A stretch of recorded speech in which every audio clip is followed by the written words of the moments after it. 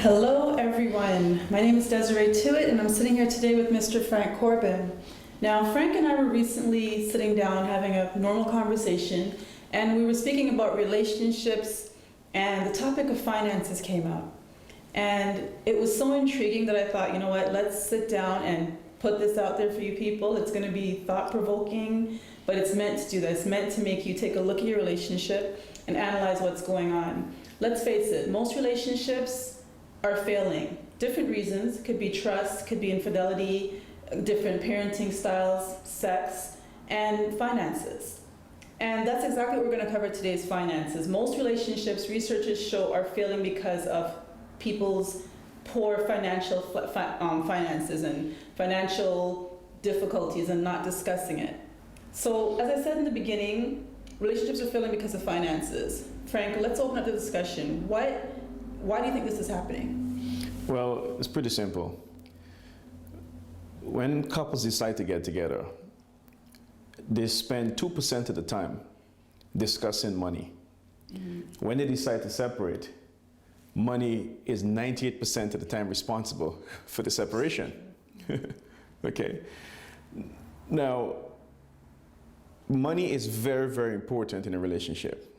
More important than love. Because even if you love a person and then there's no money, you become financially frustrated and the love automatically just goes away. Because you need to accomplish things, you need to have a decent lifestyle, you need to have things put together for the kids and the kids' future.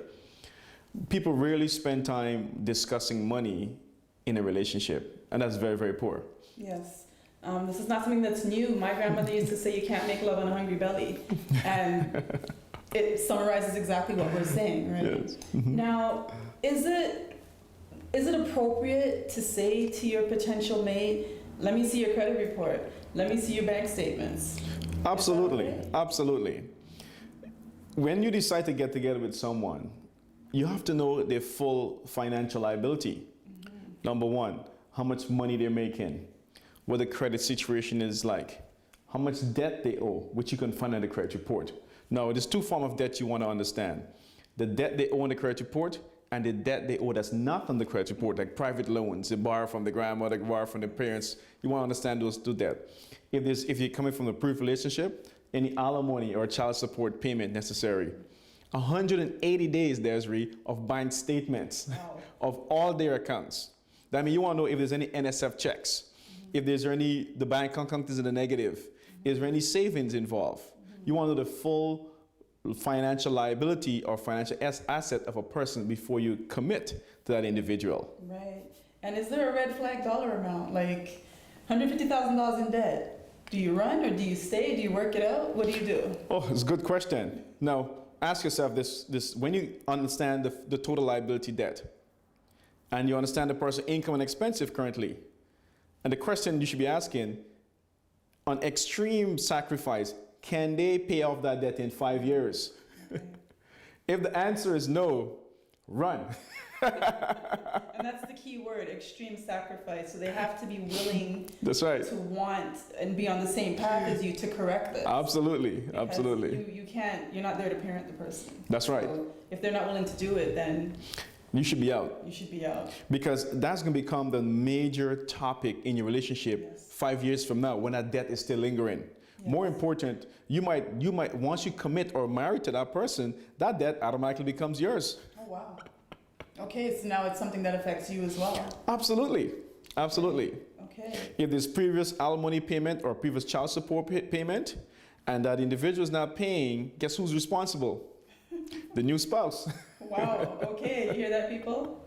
Take note. How soon should this conversation take place? Like, I mean, you can't really say it on the first month, but at what point before you start talking about moving in together? Mm-hmm. Well, there's no specific time frame, okay. But the time you should get serious with this conversation is the first day or the first second the person asks you to commit exclusively to them. Okay. So now you want me to commit to you?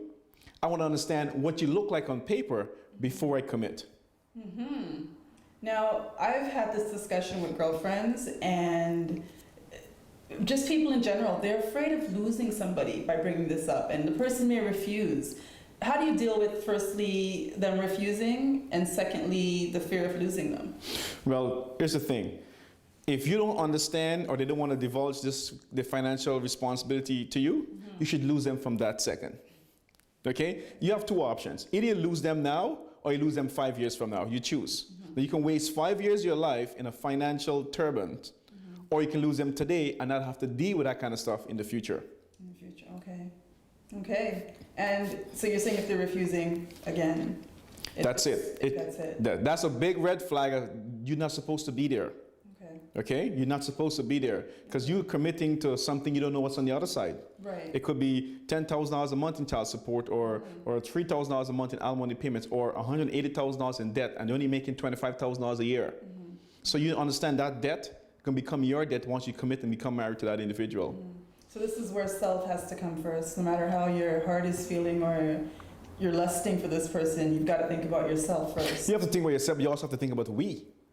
If we are not, if I'm happy and you're not happy, how could you enjoy each other? Yes. So I might be clear and free in my finances, but if the other person is overburdened in debt, then what kind of relationship you can have with that individual? Right. So you shouldn't be there from day one. Right, right.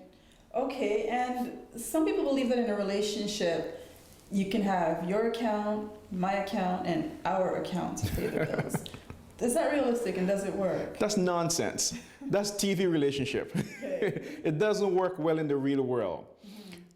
From day one, when you start to show separation in your finances, you've drawn a one straight line between you and your spouse. Okay? One line between you and your spouse. Right. The two are not becoming one if there's a line between me and you. Right. Okay? So this is what it needs to be. Very simple. One simple bank account. It's easy for both of us to track. Your income goes into the bank account, my income goes in the bank account.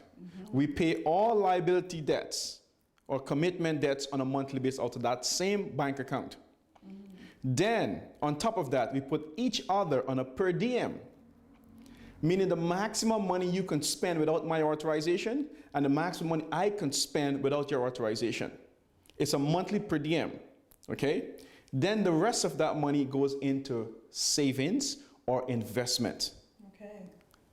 Okay, we're ruffling some feathers here. I know we are. Because paychecks in one account, and I know a lot of people are going to be shocked by it, but it's a reality of what needs to be done because relationships are failing. Yes, absolutely.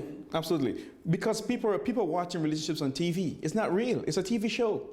It's not real, okay? Real life people, two becomes one. Right. That's what we decide, and then we work out to make that successful. So when you start putting a separation of things, separation of responsibility, separation of money, okay, you creating a one straight line between you and your spouse. And that's why we always fighting for who making more, who making less. Because now we're competing in the same household when we're trying to have the same financial objective for the future. Right. It doesn't work very well. Right, and that was my next question. Suppose I make more than him. I guess when you get together, that's something it's now us. So we're not looking at who's making more, who's making less. It's our common goal. Absolutely. Together. If you make it more than your spouse from day one, you understand that that person is making less than you from day one. Yes. When you decide to take on that individual, you're taking on that lesser or lower income. Right. So you understand that from day one, okay? Right. It can be, from the beginning of the relationship, you make it more than him. 2 years down the road, that can change.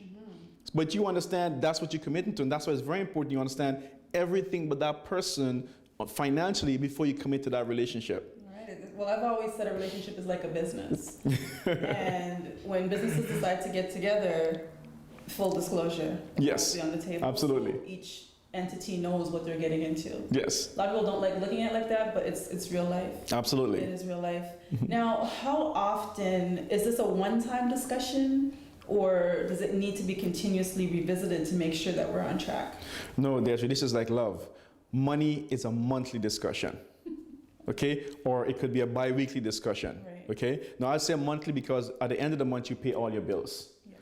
At the same time, end of the month, you need to review your bank statements, your bank account, to see what's the balance left over. That's why we can't have too many accounts because there's too many work to do. Right. We go online and we print off the 30 days bank statement, Right. okay? And we make sure we understand what every penny comes in and what's going out. So every single month, you need to have a balance of your account assessed by both parties. Right. And you're also catching bad habits. Absolutely. Like those shopping sprees that, we tend to do and sneak stuff into the house. It's all being tracked. Right. Is this even questioning cash withdrawals from the account? Is it accounted for with receipts? Like, how deep are we taking this? The cash is withdrawn once a month. Okay. That's when I give you your monthly per diem. I take my monthly per diem. Okay? Once a month, that's it. So you don't need to go back in the account anymore. More important, you do it the right way, you save a lot of money in service charges and service fees. So, okay, let's just say I want to surprise you and buy you something. How does one do that if we're... You do it within your budget of your monthly per diem. Okay. Within the budget. Right. Remember, if you're going to spend anything over a certain amount, the other person needs to know, and vice versa. Right. You see, the problem is when you surprise me once, and then you surprise me again, and then all of a sudden you surprise me again, and now we're $50,000 in debt. Yeah. And that's a big surprise for me. I don't like surprises when it comes to my money. Right. No, I fully agree with you.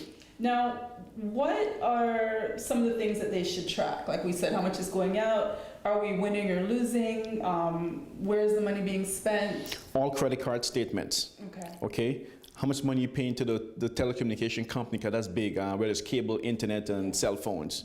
Right. The mortgage is normally fixed and very consistent. It doesn't change too much unless you want to change something in that. Right. And any other monthly commitment, car payment, make sure that's being paid on time. How much money, again, once you have a consistent schedule, the amount of money you spend in gas on a weekly basis, that's all very consistent. The question is the credit card statements, the credit card, where you have access to a credit card to go spend without your spouse knowing. Okay, and because of that, you need to do every 3 or 4 months or every 6 months, do a current update of your spouse credit report, and you review each other credit report. Sometimes things can be wrong there. Sometimes things can be put there and you didn't do it. It can be fraud. Right. By checking it on a consistent base, you get to see what the person is doing, and it's fully open book. You check your spouse, he check yours, and you should be good to go from there on. Now, if you see that your spouse has a credit card problem, is it okay to take the credit cards and hide them? Absolutely, absolutely. I mean, this is a relationship responsibility thing. So if you see your spouse a weak in one area, your job is to help that person, because when they go off track, it affects everyone in the relationship, not just him alone. It affects you, affect the kids, and so on. Now, going back to winning or losing, how do you gauge winning? In what sense? Well, in your finances, how do you gauge winning or losing? How do you... Suppose you're both making just enough to pay your bills. Right. And your bills are being covered. Are you winning? No, is winning is having savings? Is winning acquiring assets? How do you gauge it? As you mentioned before, Desiree, your relationship is like a business. At the end of the month, every business, or end of the quarter, every business check an assessment sees how much money came in, how much went into debt, how much went into bills, how much leave over as profit. It's the same for your relationship. At the end of the month, how much money came in from you and your spouse? How much went into bills? How much leave over as profit or savings? Right. Now, if you don't have any profits or savings, you're losing. Now, if you continue to lose over time, you keep building on more and more debt. Right. That's a very sad position to be in. Now, okay, this is a good one, because I've been in this situation. I come from a small family. I'm an only child. My spouse has a big family that always needs help. How do we control that? Because you don't want to seem like you don't care about the other person's family, but how do we control that? It's very simple. Just say no. Okay.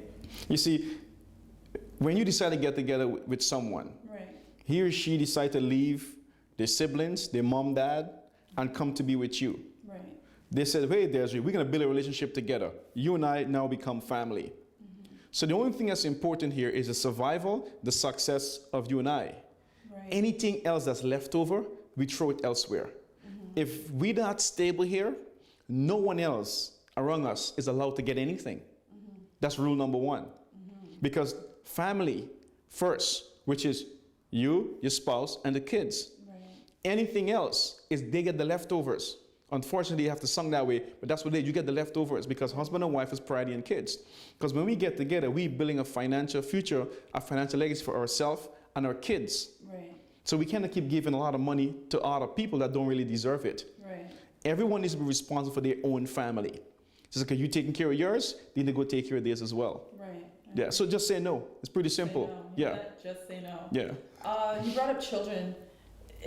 would you advise then for the children to be involved, say, in the monthly reviews so that you're starting from a young age and letting them know how things should be structured and how to be financially responsible? Absolutely. Once they can understand the expense income relationship, Right. debt, spending, and most kids can grab hold at a very young age. You get them engaged. Actually get them to do the spreadsheet for you if you want an Excel spreadsheet. They're pretty quick on the computer. Oh, yeah. Get them to use an app. It's something you can use apps as well to create all those statements for you. Get them to log into your bank account and print off your statement for you, print off month by month, and teach them how to do that kind of stuff. So, Okay. of course, get the kids involved, and it should be fine.